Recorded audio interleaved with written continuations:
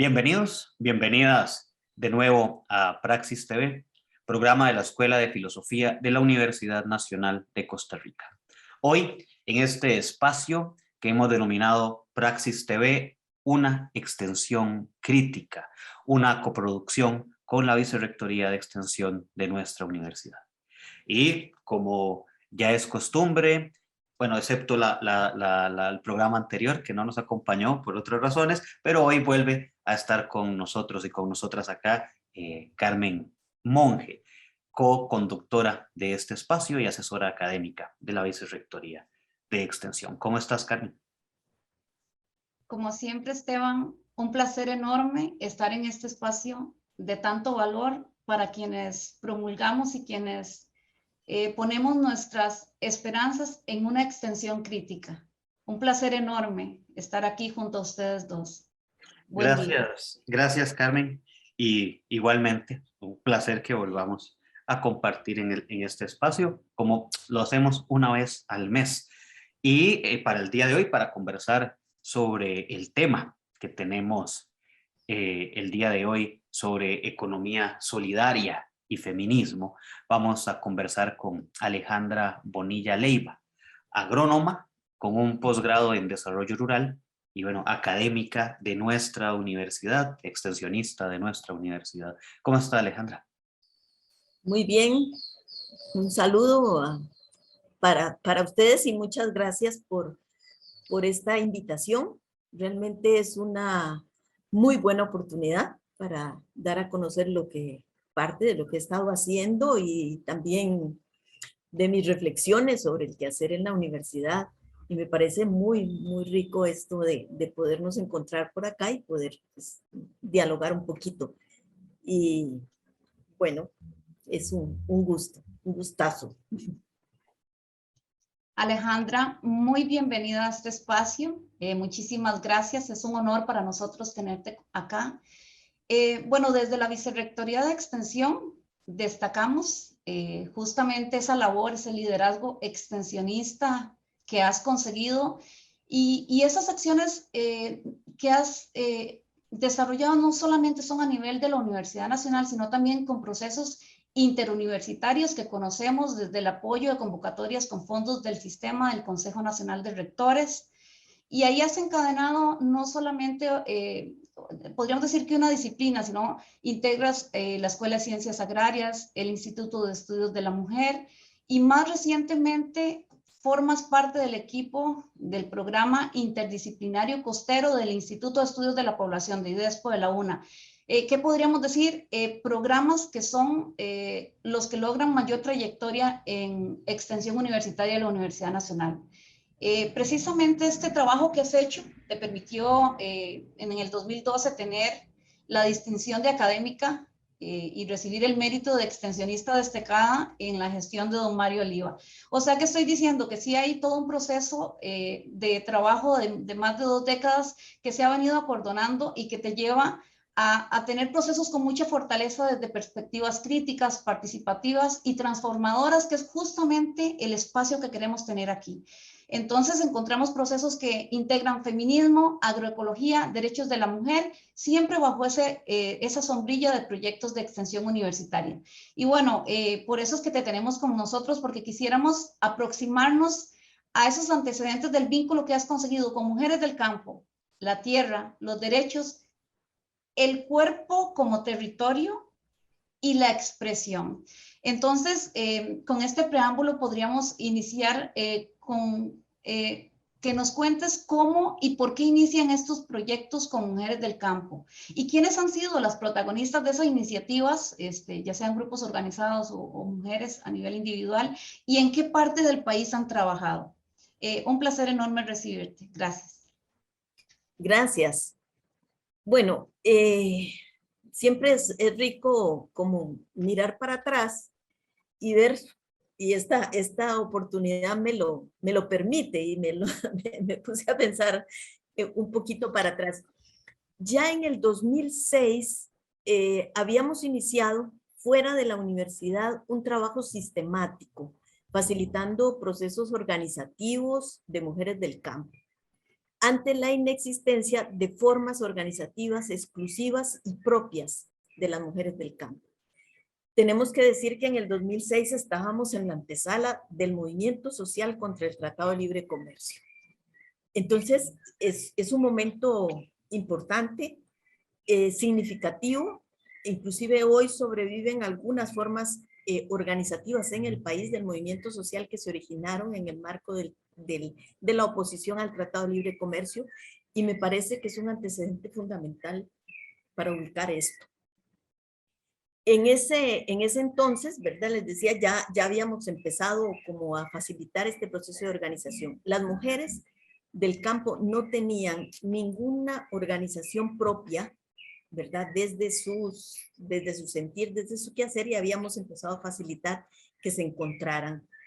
Entonces, ese proceso ya iniciado en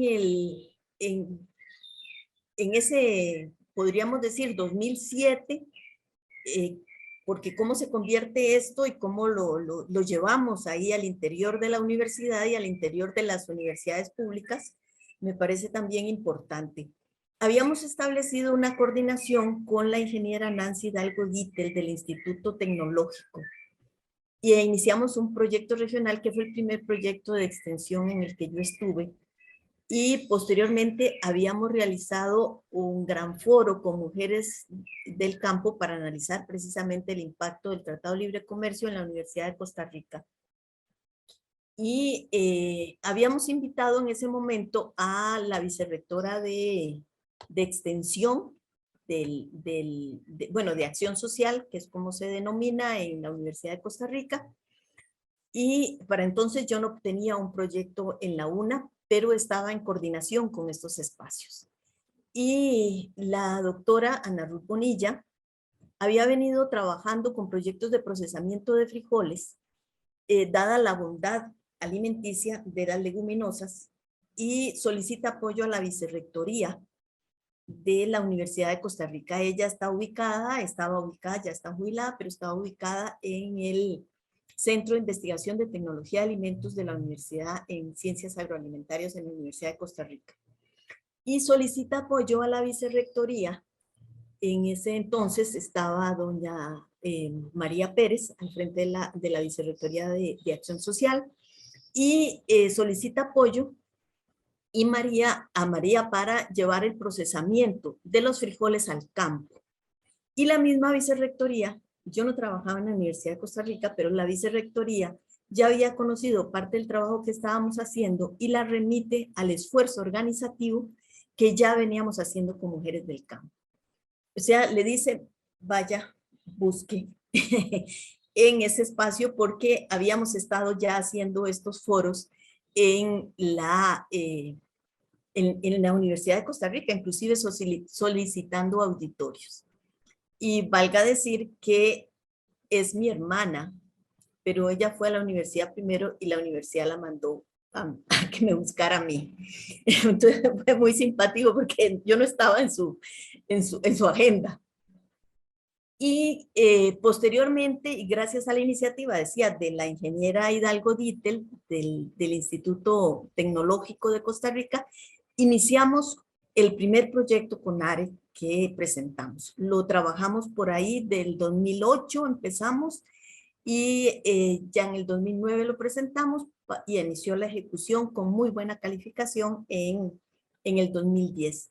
Ese proyecto que estaba dirigido a la producción, procesamiento y comercialización de granos básicos con mujeres del campo, y lo ejecutamos entonces con el TEC, con el CITA de la UCR, ¿verdad? Y con las dos académicas que he mencionado. Se une la Escuela de Ciencias de la Comunicación Colectiva con Marvin Amador, comunicador, y yo estaba por la Universidad Nacional. Entonces hicimos un muy buen equipo, y este proyecto lo ejecutamos. En ese momento se presentaban por 3 años, y lo ejecutamos del 2010 al 2012. Y para nuestra sorpresa, CONARE nos pregunta que si queremos un tiempito más. Y todo el mundo, yo le cuento esto y me dicen, eso no existe, eso no pasa, pero a nosotros nos pasó. y se extendió hasta el 2013.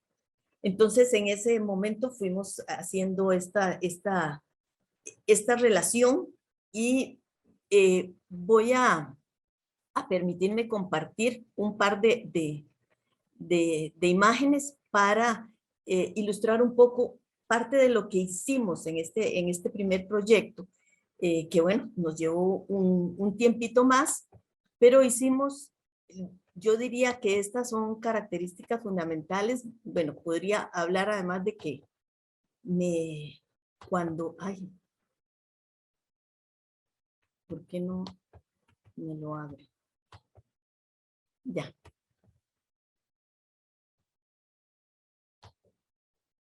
Cosas fundamentales que hicimos en este proceso. Perdón, voy a devolverme porque me volvió a caer en el... Cosas que hicimos fundamentales en este proceso fue traer a las mujeres a la universidad, y esto permitía también abrir a la universidad a esta población. No son lo que podría tipificarse como empresarias en su época, no son ninguna de estas características, sino población campesina, y encontramos, yo diría, unas cosas fundamentales que fue una gran sed por parte de la población universitaria y de los estudiantes para conocer qué estaba pasando y qué podían escuchar de la población que estaba llegando ahí. Ahí está en el podio hablando una compañera, Isabel Vargas, de Palmar, de la zona sur, y le siguen ahí en la mesa. La que vemos ahí sentadita es Orfa Dalila Condega, una mujer extraordinaria, brillante, de Los Chiles. Y ahí habían otras, hay una señora de Los Chiles, de Siquirres en la mesa principal, y todas dirigieron la palabra. Entonces, ¿qué hicimos? Y luego, aunque más adelante voy a tratar más como el tema de la metodología, pero ¿qué era lo que estábamos haciendo? Le estábamos dando vuelta a quién habla y quién escucha. Invitamos a algunas académicas en esa oportunidad a que comentaran lo que estaban diciendo las mujeres. Pero las exposiciones eran de las mujeres sobre su realidad, sobre lo que estaban viviendo en sus comunidades, sobre su problemática, sobre sus necesidades. Entonces, me parece que, y siempre hemos valorado que metodológicamente hicimos un esfuerzo por darle vuelta para que las mujeres tuvieran voz. Y bueno, en varias oportunidades y varios años llenamos el auditorio. Por eso digo que había una gran sed por parte de la universidad, además de que, por supuesto, íbamos a las comunidades. Esto es en el auditorio, para que también se dimensione, esto es en el auditorio de Pérez Celedón, y logramos así una gran participación y mesas de diálogo posterior a las plenarias, hacíamos mesas de diálogo entre mujeres del campo, estudiantes y personas académicas, en cada uno de los espacios para discutir temas diversos, ¿verdad? Como la agroecología, como la participación de las mujeres y las discriminaciones de género, como la construcción de otra economía. Esto nos permitía, además, que las mujeres realmente tomaran la palabra, ¿verdad? En estos espacios. Y ellas lo valoran muchísimo porque les fue dando también confianza en un mundo que siempre las había excluido, y que de tratarlas de manera peyorativa, cállate que no sabes nada, a tomar la palabra y poder ir a contar a su comunidad que había estado en el podio con un auditorio de 200 personas, marca una diferencia tremenda, ¿verdad? Es esa valoración de ellas. Entonces, eso es como la característica fundamental de lo que fuimos haciendo en términos, yo diría, políticos, ¿verdad? De este planteamiento, porque hay un planteamiento político en el mejor sentido de la palabra. Estamos tocando relaciones de poder y eso es un contenido fundamental en todo el proceso que hemos desarrollado.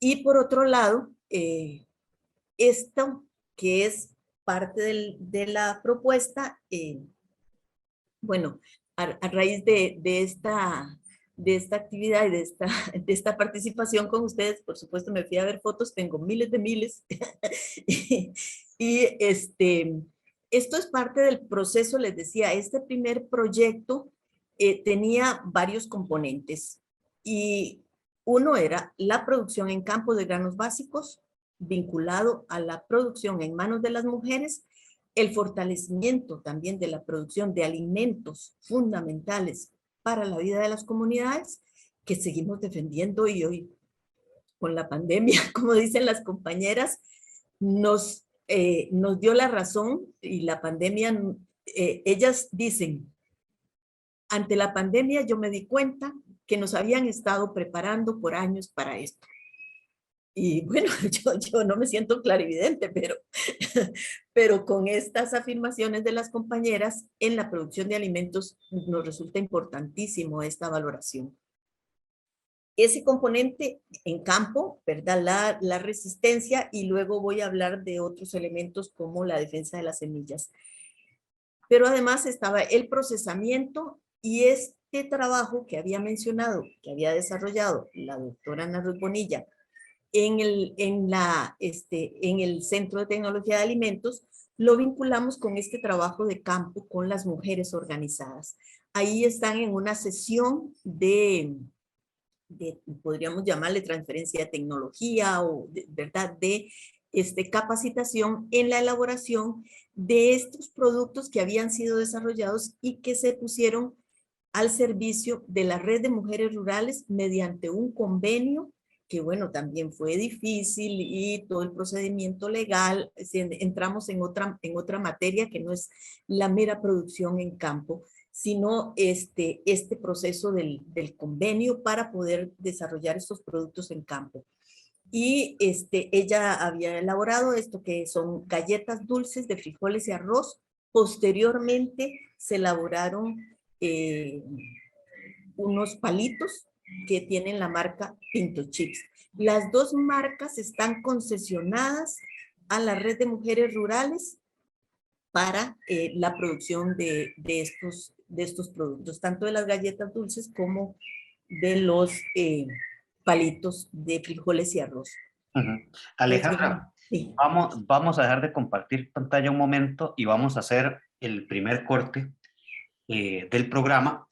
Y en un momento regresamos para seguir hablando de estos temas y cuestiones muy importantes.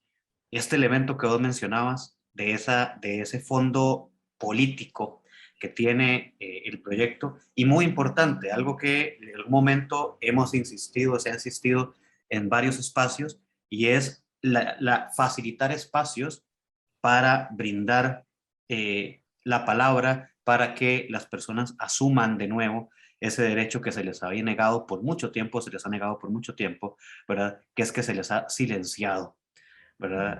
Y eso es un aporte importantísimo dentro de muchas de esas cosas que nos has dicho. Ya regresamos a Praxis TV, una extensión crítica.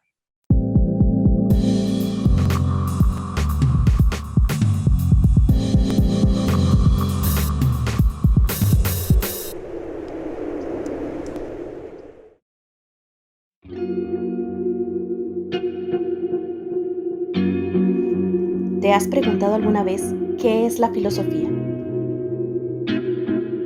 Bueno, la filosofía es la búsqueda del conocimiento de todas las cosas,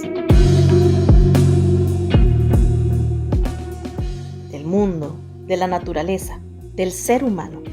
Es ir en búsqueda de la verdad. La filosofía se compone de distintas áreas que de manera crítica intentan analizar las relaciones entre los seres humanos, las relaciones con otras criaturas, la forma como conocemos y cómo razonamos sobre el mundo.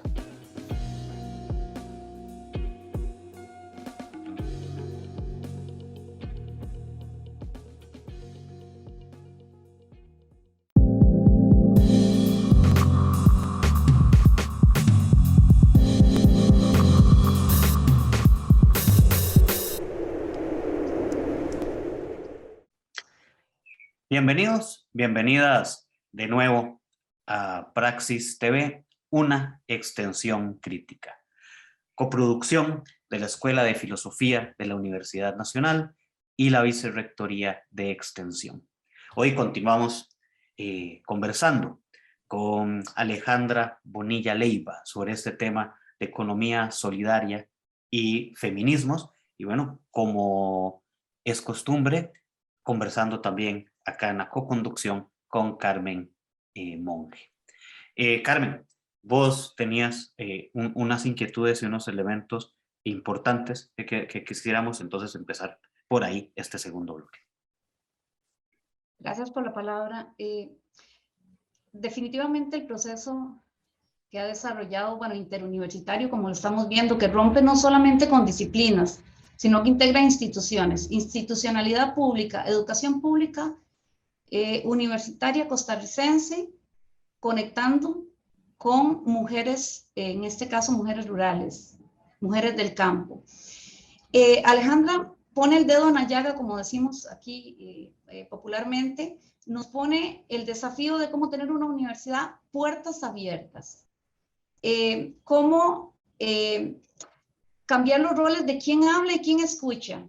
Vean qué grandes desafíos nos pone como universidad de situarnos en el otro lado. Y entonces ahí vemos cómo habría que romper esa frontera de verticalidad que mantenemos en una universidad que sigue creyéndose dueña prácticamente absoluta del conocimiento, o sea, la ciencia dominando prácticamente todo nuestro quehacer.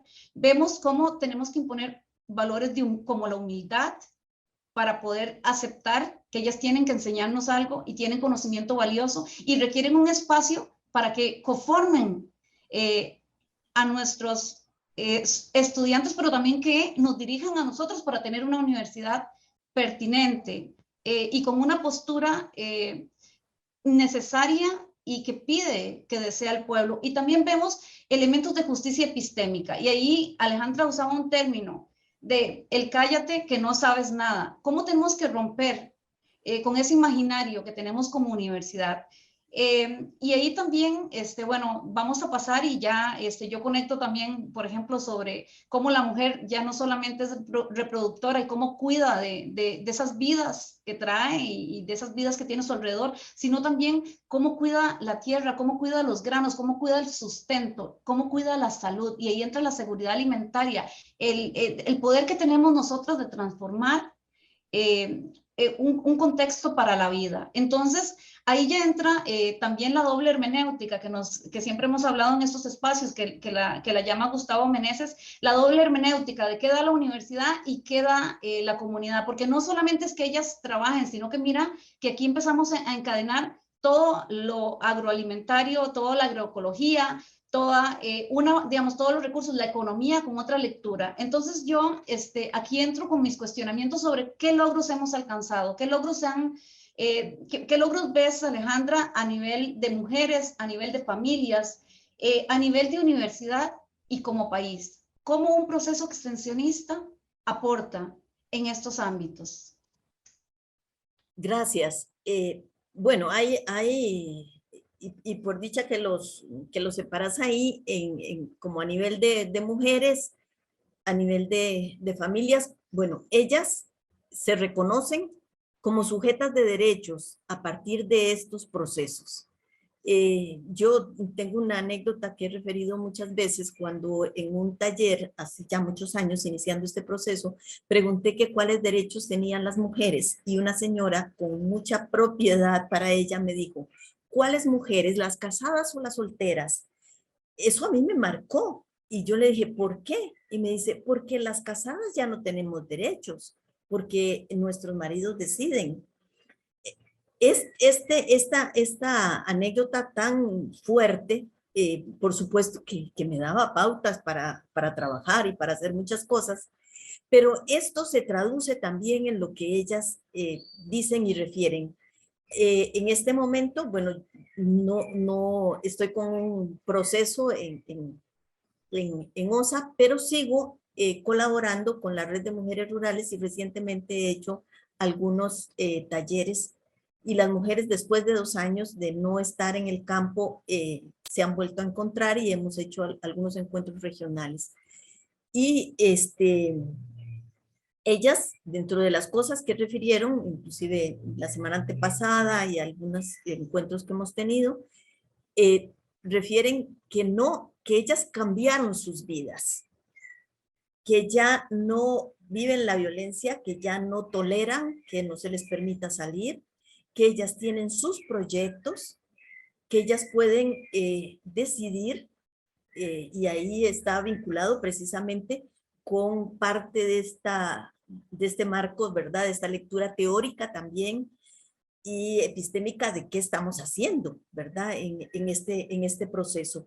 Cuando las mujeres se reconocen en sus cuerpos, ¿verdad? Como sujetas de derechos, cuando son un ejemplo que está haciendo una ruptura en el ejemplo que hacen a sus hijas, ¿verdad? En lugar de la docilidad y el sometimiento, ya ellas son un ejemplo, no un discurso, un ejemplo para sus hijas, y lo vinculamos absolutamente, bueno, y ahí tenemos un marco importantísimo, ¿verdad? Que nos enseñó Silvia Federici en su lectura de los cuerpos y el confinamiento que hace el capital a las mujeres, ¿verdad?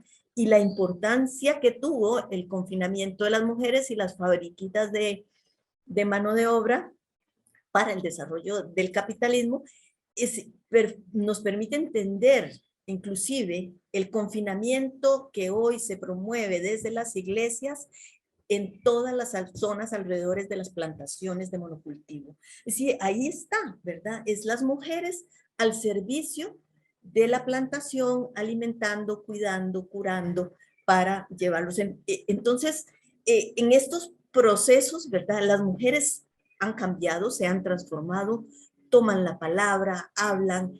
Esto les ha dado seguridad para ir a tocar las puertas a un INDER y gestionar la escritura de su tierra, poder inclusive defenderse ante algunas instituciones que son avasalladoras, en algunos casos en las zonas, en las regiones. Por ejemplo, ellas se quejan del trato que muchas veces les da el IMAS, que les da el MINAE, que les da el INDER, y cómo empiezan a ser fuertes y también colectivamente para enfrentar muchas de estas reacciones institucionales de discriminación. Entonces, hay muchísimos elementos a nivel de ellas en lo personal, pero también ellas empiezan a posicionar diferente ante sus familias. Ya no es la vieja que no sabe nada, sino que es a la que se le pregunta.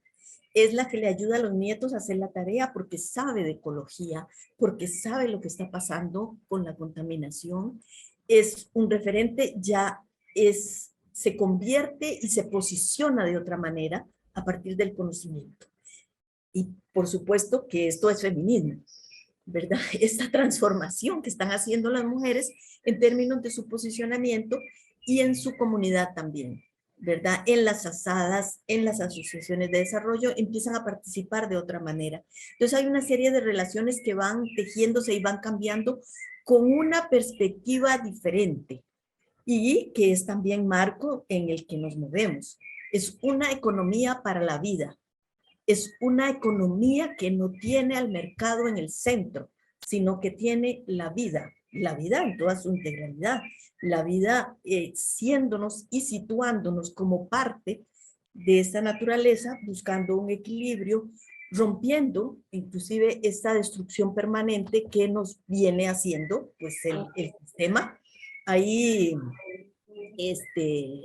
tengo que referir, y para el resto de la población que nos vea, este extraordinario libro de Hinckelhammer y Mora, Economía para la Vida, que creo que en todas las carreras deberían pasar por el libro en términos del análisis económico que nos permite hacer. ¿Para qué hacemos la economía y de qué estamos hablando? Uh-huh. En ese marco, por supuesto que ubicamos también las construcciones, la agroecología la ubicamos ahí, y también el quehacer. Estamos construyendo agroecología Y por supuesto que también estamos, como decía antes, haciendo feminismo. Y ellas empiezan a leer.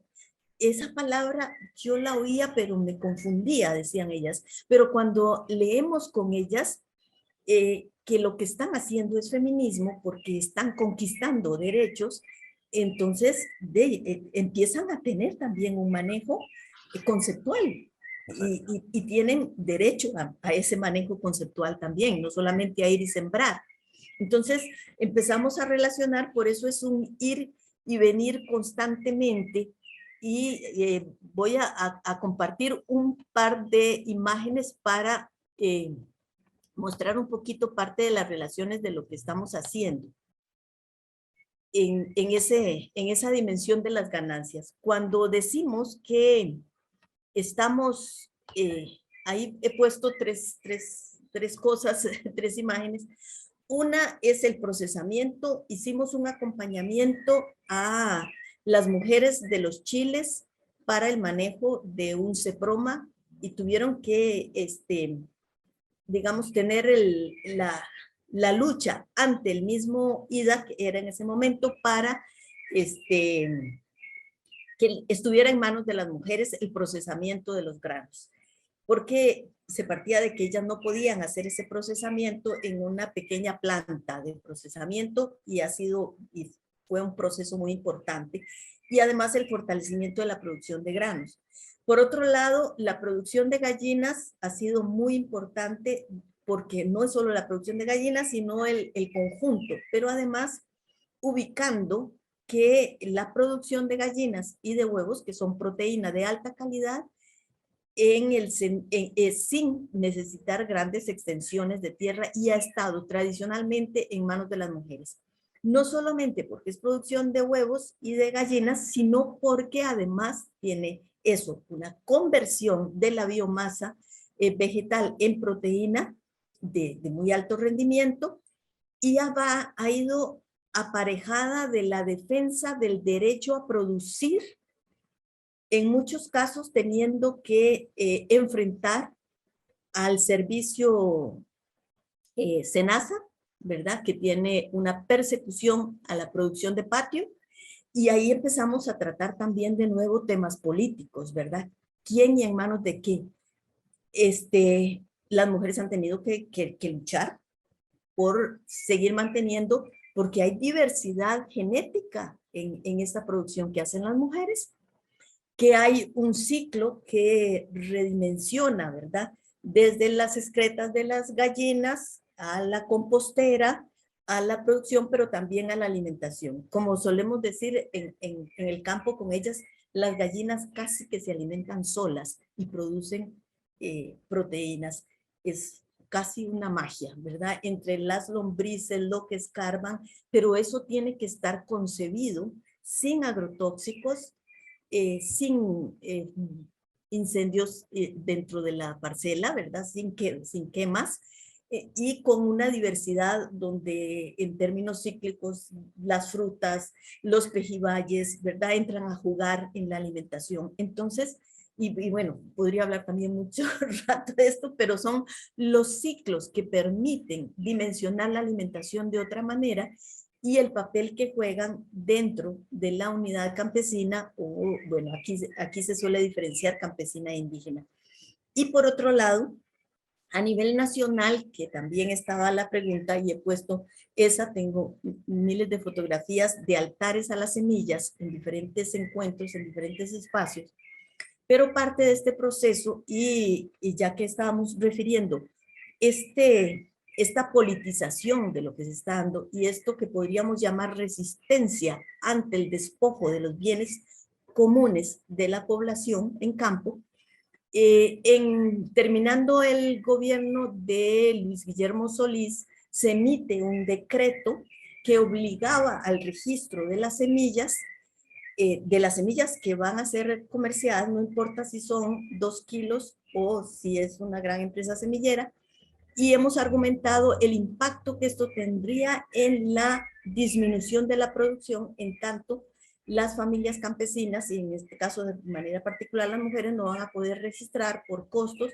y qué significa en términos también de impacto sobre los bienes comunes, que son las semillas con un valor tan grande.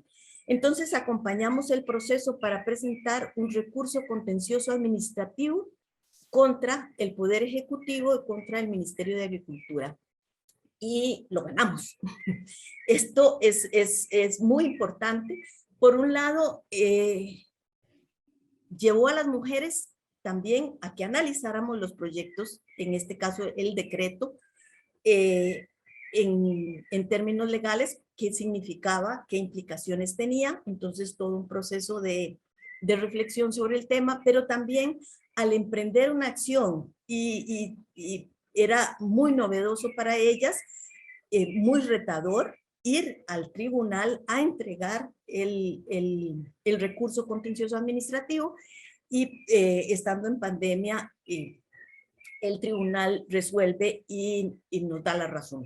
Entonces, estos procesos, ¿verdad?, que se convierten de nuevo en muchos elementos juntos, en seguridad para ellas, en reconocimiento, ¿verdad?, de sus derechos, de su autoestima, su valor, el ascenso político, ¿verdad?, de que soy parte de y tengo derecho a defender y tengo derecho a emprender recursos, y no porque es el Poder Ejecutivo tiene toda la autoridad y tiene todo el poder.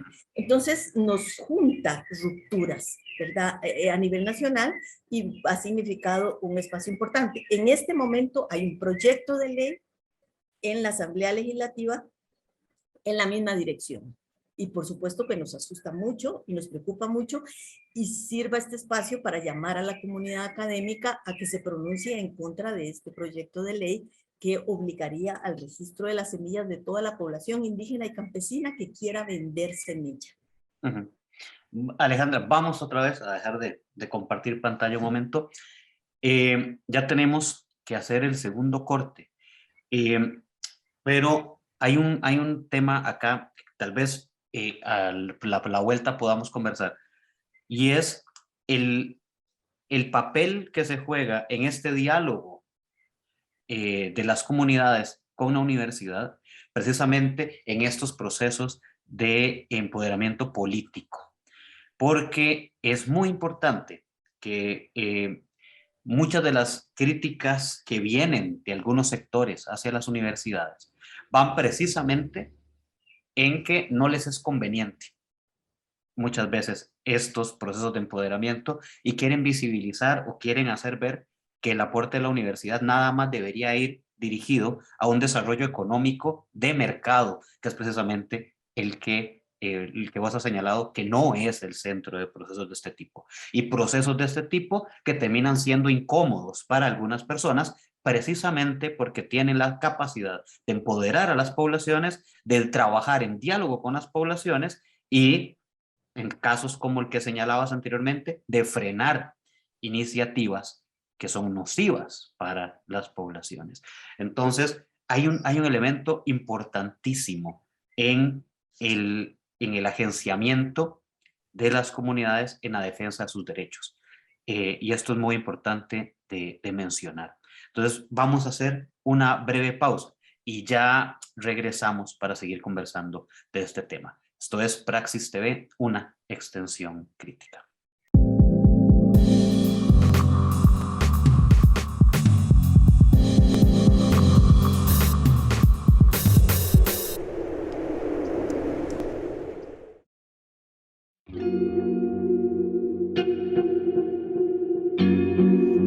¿Te has preguntado alguna vez qué es la filosofía?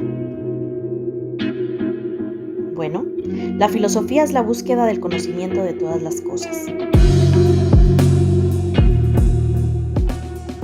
del mundo, de la naturaleza, del ser humano. Es ir en búsqueda de la verdad. La filosofía se compone de distintas áreas que de manera crítica intentan analizar las relaciones entre los seres humanos, las relaciones con otras criaturas, la forma como conocemos y cómo razonamos sobre el mundo. Si algo puedo asegurar es que en filosofía se sale con más dudas que respuestas, ya que lo impulsa a uno a investigar a fondo las cosas y a no quedarse con las apariencias de ellas. En lo personal, me ha permitido ir desarrollando un pensamiento cada vez más crítico y me ha ayudado a desarrollar una perspectiva propia de las cosas, una que no dependa de ideologías. Por lo general, las cosas no son como parecen y por esta razón es que sospechamos de ellas. Por estas y otras razones, consideramos la filosofía una gran elección y es por eso que le invitamos a que la tomen como una opción. Ingresé a filosofía porque quería comprender el mundo y en ella he encontrado mucho más que esto. Realmente ha sido una gran experiencia.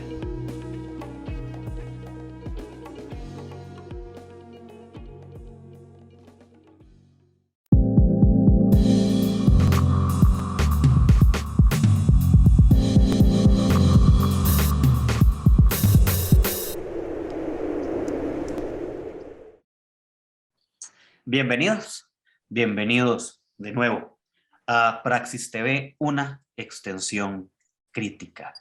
Continuamos conversando sobre este tema de economía solidaria y feminismo con Alejandra Bonilla Leiva, agrónoma con posgrado en desarrollo rural y bueno, que trabaja en nuestra universidad en el programa interdisciplinario costero del IDESPO. Y bueno, como siempre, acá en este espacio con Carmen Monge.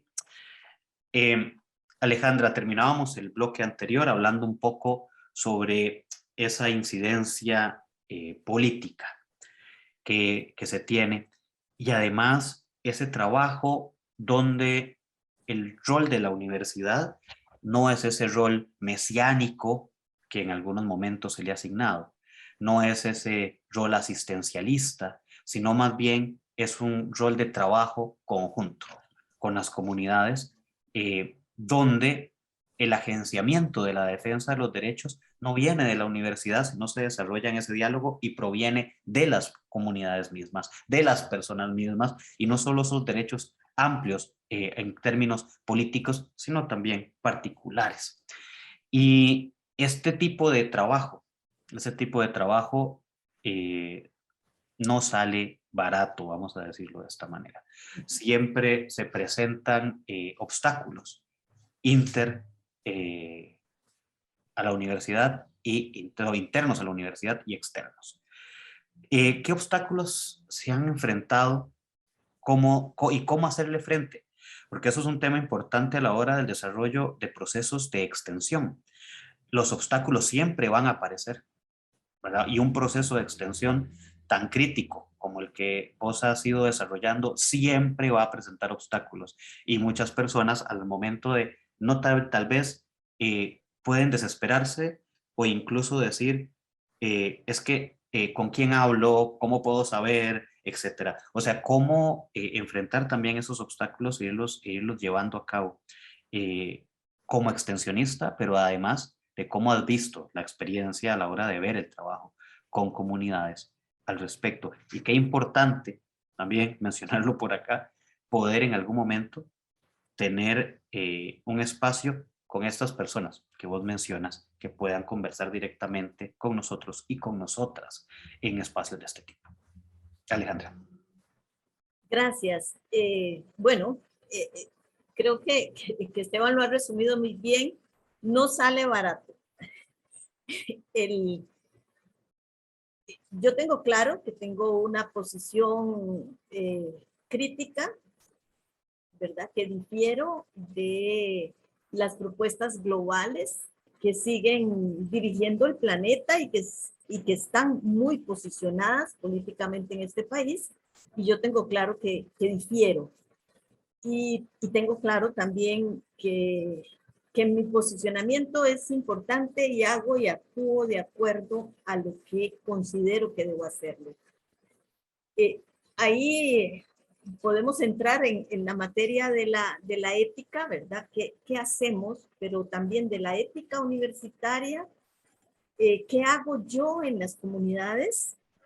¿Soy complaciente, aunque pasen cosas que creo que no deben pasar? Por ejemplo, en este caso, yo generalmente oigo en el quehacer universitario que debemos coordinar con las instituciones. Coordino con el MAC para registrar las semillas o le hacemos frente en una resistencia valiente, decidida, ética, posicionada de repudio al registro de las semillas y defendemos las semillas libres en manos de las comunidades. Bueno, yo obviamente me quedo con la segunda, ¿verdad? Y creo que esto, pues sí, no sale caro en el sentido de que hay mucha gente que no va a querer y no va a agradar este tipo de posicionamiento y de qué hacer. Yo soy defensora de la universidad pública, de la misión que tenemos como universidad pública en aportar al mejoramiento de las condiciones de vida de las comunidades, pero no es un condicionamiento si van a tener salario o no únicamente, ¿verdad? En ese sentido creo que es fundamental entender la crisis planetaria que estamos viviendo. Somos parte de esa crisis, le seguimos sumando a esa crisis y entonces ¿cómo me posiciono como universidad? Y creo que ahí es fundamental. A mí me duele, voy a decirlo así, me duele ver algunos quehaceres académicos de furgón de cola de los planteamientos neoliberales del Estado. Realmente me duele. En algunos casos, inclusive, las instituciones dejan de hacer muchos de los trabajos y esperan que los proyectos y los académicos hagan ese trabajo, como el ejemplo que ponía antes, ¿verdad? Estamos, por ejemplo, ante un modelo de trabajo en el espacio rural, que es el espacio que manejo, que conozco. Por ejemplo, las fumigaciones sobre las comunidades, con una altísima toxicidad. Hemos venido trabajando en oposición a esto, denunciando, y cuando las mujeres se han posicionado y han cerrado una calle, me parece maravilloso ese proceso de denuncia, de posicionarse. Y entonces, ¿qué hacemos como universidad ante esto? Estamos, y yo creo que nos enfrentamos como académicos y académicas ante dilemas éticos. ¿Sigo ahí de furgón de cola o me posiciono de frente a esto para la denuncia política, el quehacer político, el conocimiento que puedo aportar? Es conocimiento en términos de sistematizar ese conocimiento, porque las mujeres lo conocen, saben lo que están viviendo. Cuando ellas preguntan, hay una pregunta así que a mí me estremece. Ellas dicen, ¿por qué al gobierno y a las empresas no les importa rociarnos de veneno?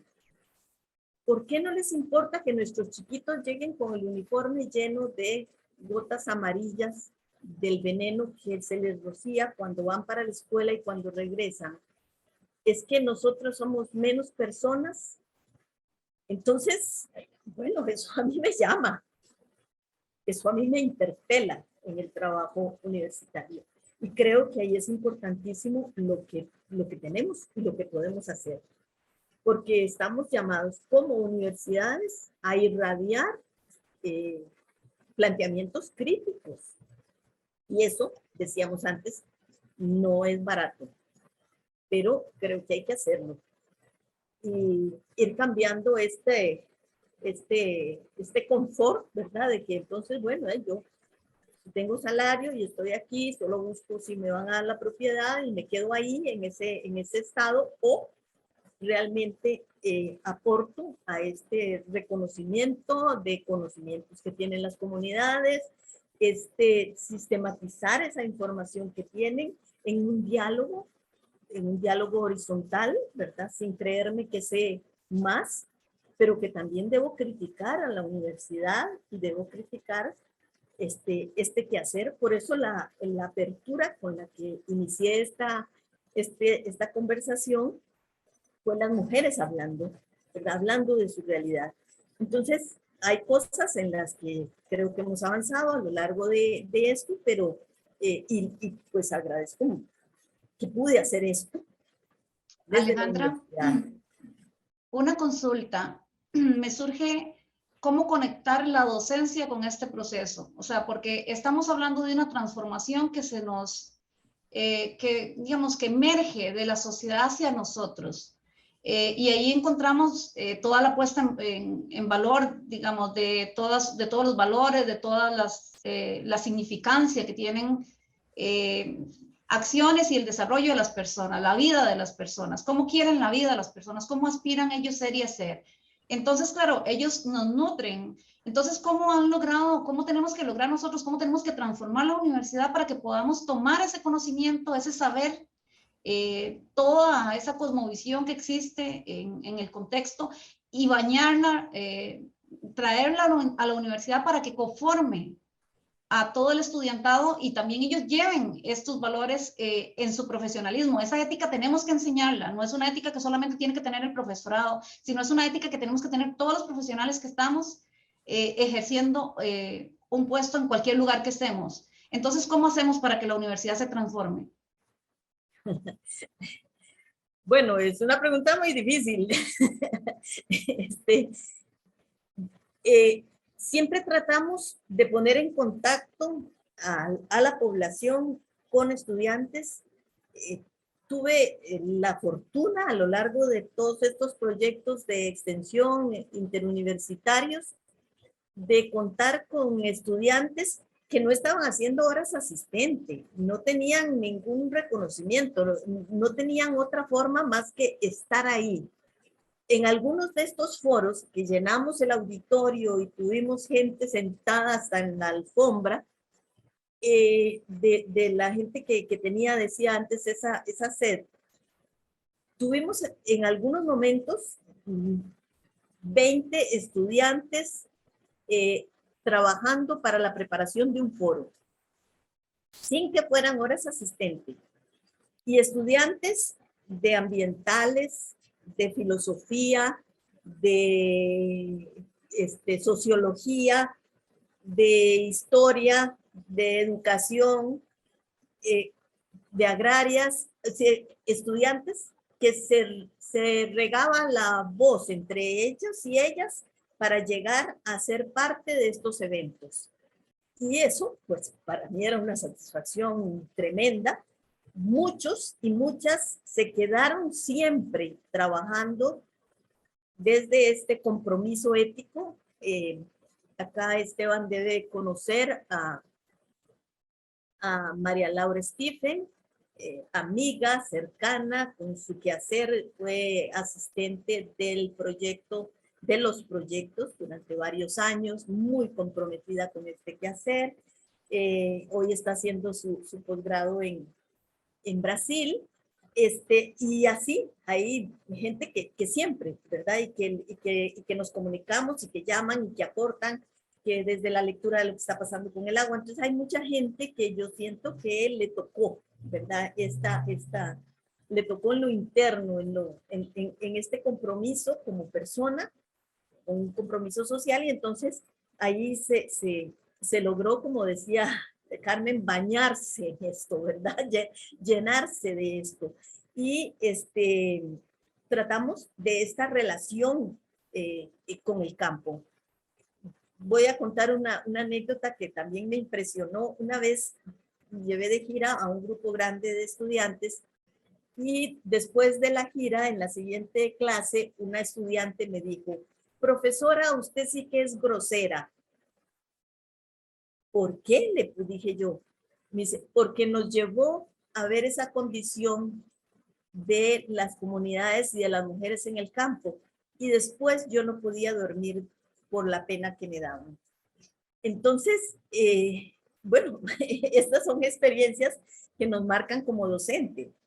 Ella está llamándome a no querer conocer la realidad, que no la lleve porque ella, como estudiante, va a sufrir al ver esa realidad. Bueno, esto, por supuesto, debemos quitarlo, erradicarlo de la universidad, no considerar y no construir una burbuja donde no estemos en contacto con la realidad. Y eso, pues, es lo que hemos estado haciendo a lo largo de estos años, poniendo a la universidad en contacto con la realidad y, por supuesto, tratando de promover un compromiso dentro de la universidad con esta sociedad que es necesario transformar porque estamos de pique, ¿verdad?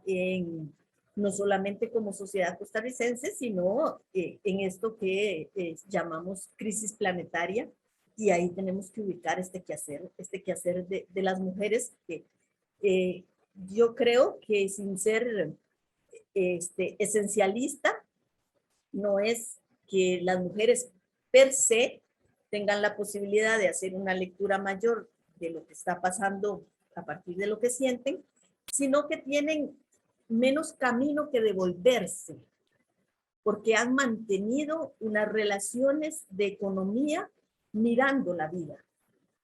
Y eso permite no tener que devolverse tanto en esta construcción de la colectividad. Y bueno, ahí tengo que decir que las mujeres han estado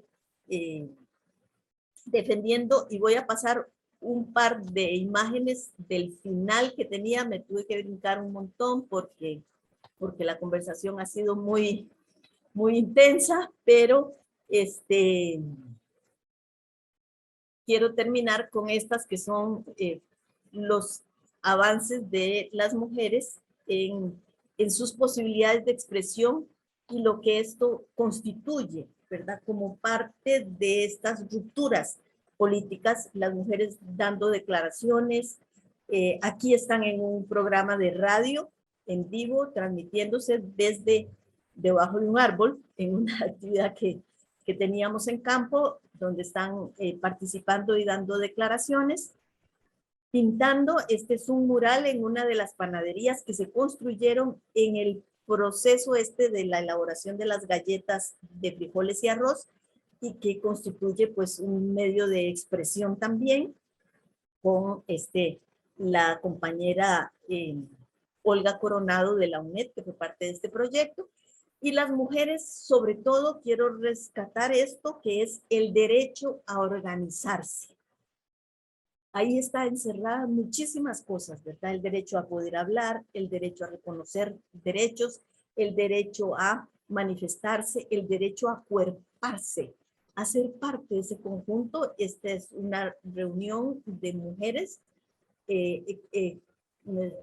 foro que hicimos en una comunidad, y en el centro está el altar de semillas, que es lo que tienen en común. Esa vida en el centro, y esta es una actividad también anterior en un foro. Entonces quería esto. Muy bien, Alejandra.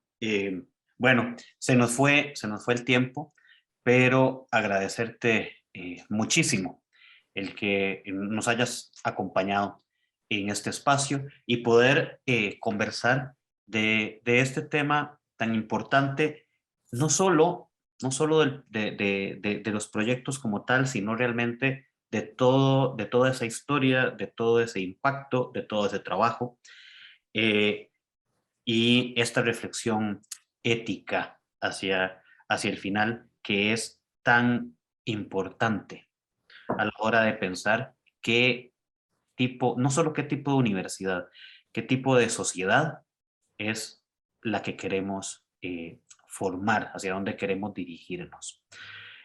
Muchísimas gracias, Alejandra, Carmen, ¿verdad? Como siempre, ¿verdad? Un placer acompañarte en este espacio. Y bueno, hoy nos vamos con esta canción de esta banda costarricense, Patterns, y esto que se llama Neón. Esto fue Praxis TV, una extensión crítica. Hasta la próxima. Muchas gracias.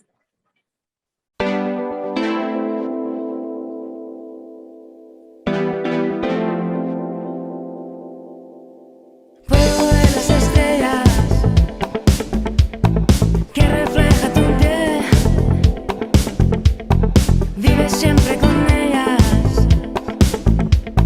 sabes bien lo que das, le das brillo a la luna, ver